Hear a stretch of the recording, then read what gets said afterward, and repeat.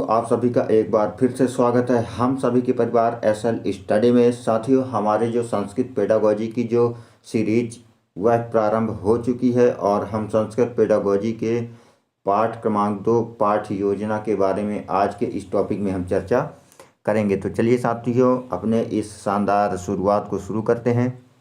आज का जो हमारा टॉपिक है वह है पाठ योजना। आज हम पाठ योजना के बारे में बात करेंगे। चलिए देखते हैं।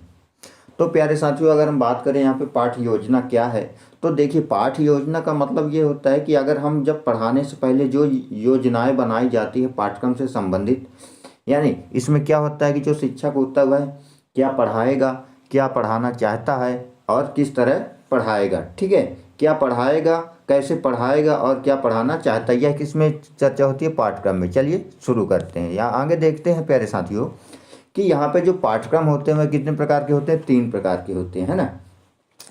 पहला क्या है, ज्ञान प्राप्ति विषयक, यानी ऐसे पाठ्यक्रम, इस प्रकार के पाठों में गद्य रचना तथा व्याकरण संबंधी पाठ आते हैं जो ज्ञान प्राप्ति विषयक हैं। जो ज्ञान प्राप्ति पाठ्यक्रम हैं, इस प्रकार के पाठों में क्या गद्य रचना तथा व्याकरण से संबंधित जो पाठ आते हैं उनको हम ज्ञान प्राप्ति विषयक में रखते हैं, क्योंकि इनके द्वारा क्या हमें ज्ञान की प्राप्ति होती है। ठीक है, दूसरा क्या है,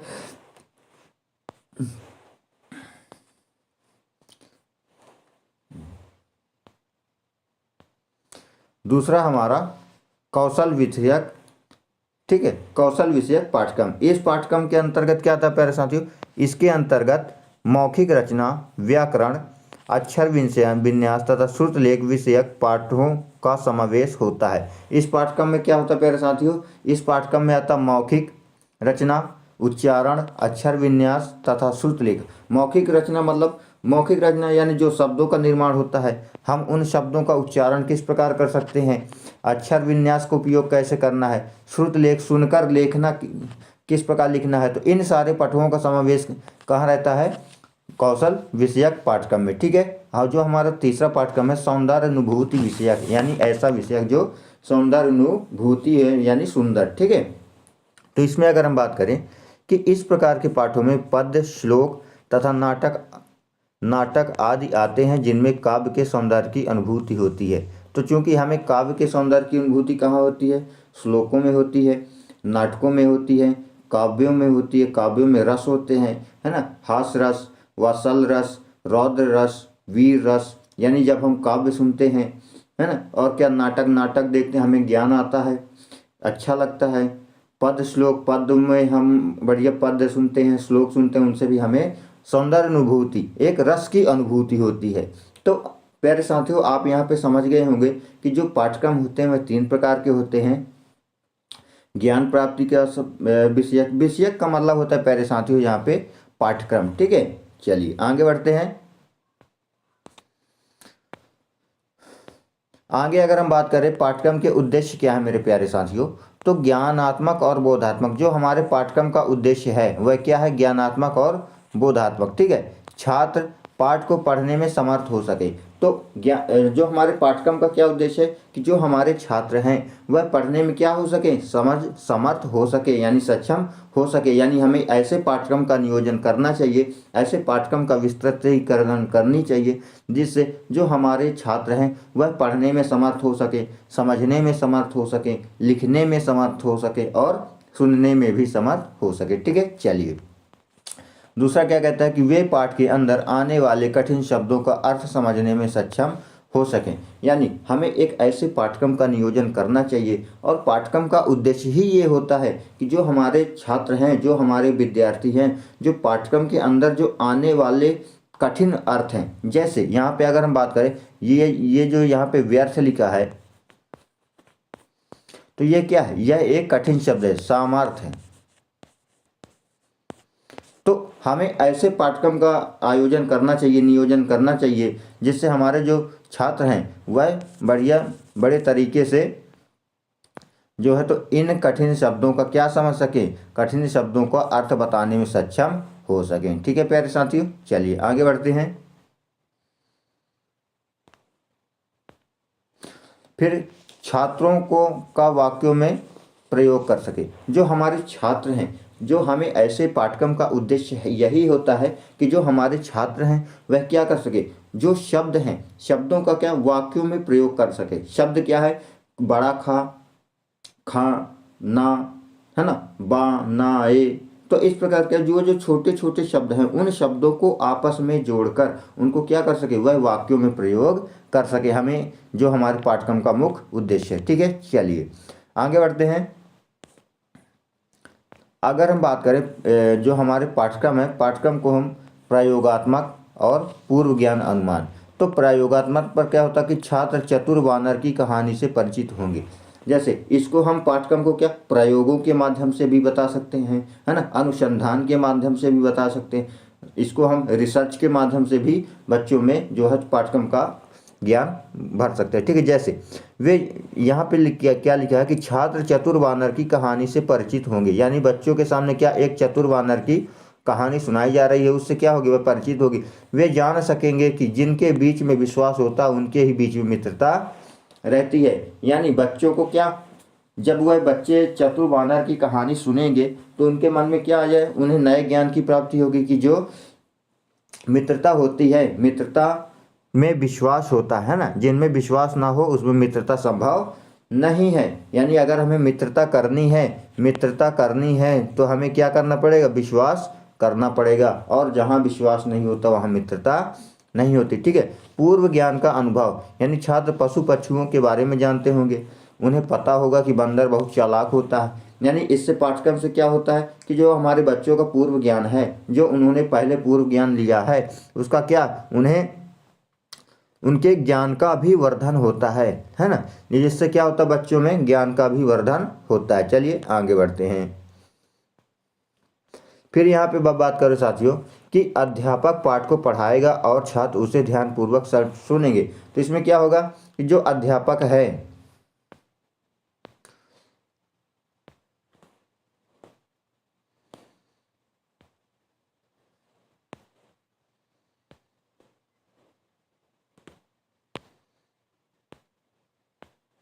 अध्यापक क्या करेंगे, पाठ को पढ़ाएंगे और छात्र उसे ध्यानपूर्वक सुनेंगे। क्योंकि जब जो हमारे अध्यापक वह पाठ को जब पढ़ाएंगे तो बच्चे क्या करेंगे, ध्यान से सुनेंगे, जिससे क्या होगा, छात्रों का जो श्रवण कौशल होगा वह विकसित होगा। श्रवण कौशल मतलब सुनने की कौशल। क्योंकि जब अध्यापक के द्वारा पाठ को पढ़ाया जाएगा, जैसे मैं आपको पढ़ा रहा हूँ तो आप क्या कर रहे हैं, ध्यान से सुन रहे हैं और समझ रहे हैं, ये क्या आपके जो श्रवण कौशल का विकास हो रहा है। ठीक है, अध्यापक कठिन शब्दों का अर्थ श्याम पट्ट पर लिखेगा और छात्र उसे उत्तर पुस्तिकाओं में लिखेंगे। इससे छात्रों का लेखन कौशल भी हो सकेगा। तो जो हमारे अध्यापक महोदय हैं, जैसे हम आपको पढ़ा रहे हैं तो आप क्या कर रहे हैं, आप हमारी बातों को जो है, तो जो जरूरी बात है, जो कठिन शब्द हैं, उनको आप क्या एक रफ पे लिख रहे हैं। ठीक है, इससे क्या होगा कि जब आवश्यकता पड़ेगी आपको, अगर भूलेंगे या फिर कहीं कुछ समस्या है तो आप उस रफ को फिर से पलट कर देख सकते हैं कि सर ने यहाँ पे क्या बताया था। ठीक है, इससे क्या होगा, छात्रों का जो लेखन कौशल होगा, लेखन कौशल क्या होगा, वो विकसित होगा। यानी वह कठिन से कठिन शब्दों को बड़े ही आसानी से लिख सकते हैं। ठीक है, आई होप आपको पूरा क्लियर हो गया होगा। चलिए आगे बढ़ते हैं। अध्यापक आदर्श वाचन करेगा और छात्र उसका अनुकरण करेंगे।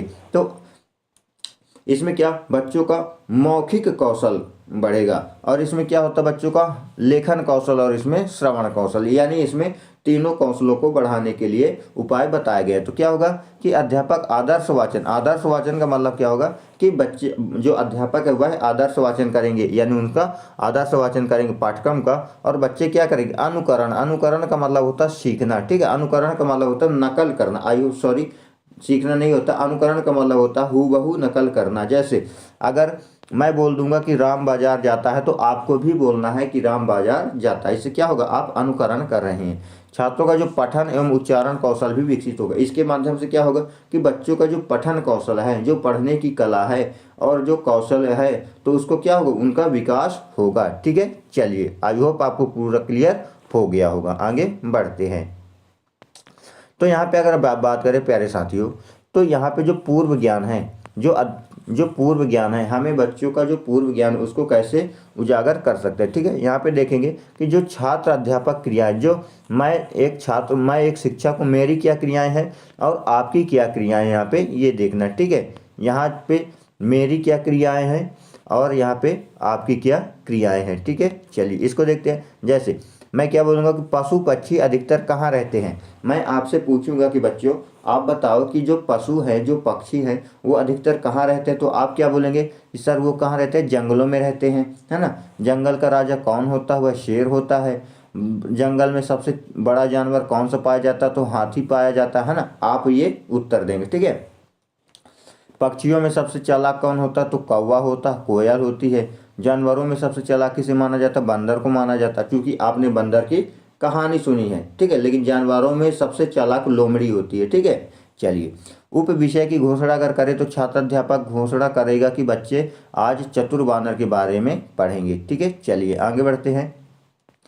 जैसे यहाँ पे जो अगर हम बात करें, यहाँ पे जो हमारा शिक्षण बिंदु है ना, शिक्षण बिंदु छात्र क्रिया, छात्राध्यापक क्रियाएं और छात्र की क्रियाएं। तो अगर हम अपने शिक्षण बिंदु के बारे में बच्चों को अगर पढ़ाएंगे तो यहाँ पे क्या होगा कि जो शिक्षण बिंदु क्या है हमारा, और आदर्श वाचन और जो छात्र क्रिया छात्र पुस्तक में उसको क्या करेंगे, उसको लिखेंगे, ठीक है। जैसे एक अस्मिन नदी तीरे, एक अस्मिन मतलब एक समय, एक नदी के तीरे एक जम्बू वृक्ष आसीत। कैसा था, किसका पेड़ था, जम्बू वृक्ष का, जामुन का पेड़ था। तस्मिन उसमें एक वानर प्रतिवतिस्मिन, उसमें क्या एक वानर क्या करता था, वास करता था यानी रहता था, ठीक है। सह यानी वह, नित्यम तस्य फलानि खदाति स्म, वह क्या करता था, नित्य, नित्य का मतलब होता है रोज, तस्य फलानि उस वृक्ष के फल को क्या करता था, खाता था, ठीक है। कश्चित मकरो अपि तस्यम नद्याम वसत, तो कश्चित यानी किसी जगह, मकरो अपी का मतलब होता मगरमच्छ, तस्य नद्याम वसत उस नदी में क्या करता था, निवास करता था। वानर प्रतिदिनम तस्मय जम्मू वृक्ष फलानि ददाति, जो हम वानर था वह क्या करता था, मगर को रोज, नित्य दिन, नित्य का मतलब होता है रोज, प्रतिदिनम रोज रोज उसे जम्मू के फल, जामुन के फल देता था। तो छात्र यहाँ पे जो शिक्षण बिंदु है ये हमारा क्या है, ये हमारा शिक्षण बिंदु। अब हमारे छात्र की जो शिक्षक की क्या क्रिया होगी, आदर्श वाचन करेंगे, ठीक है। आदर्श वाचन करते हैं, विराम, गति, लय आदि का ध्यान रखना होता है ना। कहाँ पे फुल विराम, कहाँ पे अर्ध विराम, कहाँ पे कौन सा शब्द आएगा, है ना। अनुकरण वाचन, छात्राध्यापक छात्रों को अनुकरण के लिए बोलेंगे, ठीक है। तो छात्र क्या करेंगे कि आदर्श वाचन सुनेंगे, उसके बाद अनुकरण करेंगे, फिर ध्यानपूर्वक सुनेंगे और उसके अपने प्रश्नों के उत्तर देंगे, ठीक है। चलिए अगर यहाँ पे बात करें हम श्याम पट्टकार की, तो श्याम में क्या जामुन बनाएंगे, एक जम्बू वृक्ष यानी पेड़ को बनाया जाएगा, है ना। पेड़ को ऐसे, यहाँ पे नदियां हैं, यहाँ पे एक बानर रहता है, ठीक है। अब क्या होगा, यह जामुन के खाता है, यहाँ पे मगरमच्छ हो जाएगा। इस प्रकार जो है तो इसको श्याम पट में बनाया जाएगा, ठीक है। और देता था, तो यहाँ पे ये जामुन के फल हैं कुछ, तो क्या करता था, यह इसे देता था, ठीक है। चलिए दोनों में क्या हो गए, दोस्ती हो गई थी। आई होप आपको पूरा कॉन्सेप्ट क्लियर में आया होगा साथियों। वीडियो पसंद आए तो वीडियो को लाइक कीजिए, शेयर कीजिए। अगर आप अभी तक हमारे परिवार में नहीं जुड़े हैं तो हमारे परिवार में जुड़िए।